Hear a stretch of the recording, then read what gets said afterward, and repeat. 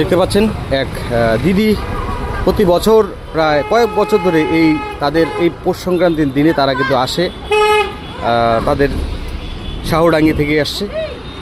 এক পাশে একদম হাতে করে তারা কিন্তু সাম এবং গাইনে চালের গুঁড়ো করে আপনাদেরকে দিচ্ছে 100 টাকা কিলো, 120 টাকা কিলো।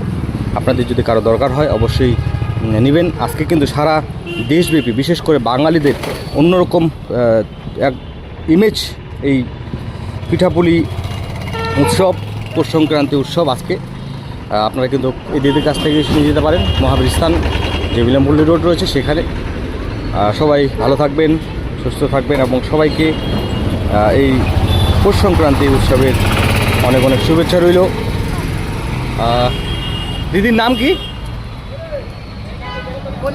কণিকা রায়। কত বছর ধরে এই চালের ব্যবসা বা চালের গুঁড়া ব্যবসা?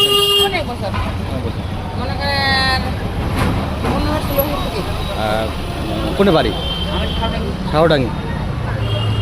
আজই তো লাস্ট বাজার।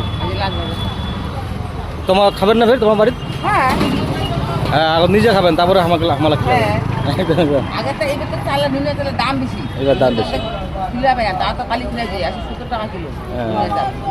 না, যত দিন যাবে তত তো জিনিসের দাম বাড়বে। মেলা চাউলে আমাদের নুনের চাল, তাহলে গুলো লাগি করে 120 টাকা কিলো একদম বুঝে না, 120 টাকা নুনের চাল দিবা। আমার তো নুনের চাউলে হবে 200 টাকা। তিন যদি কেন হয় কি ফুল চাল না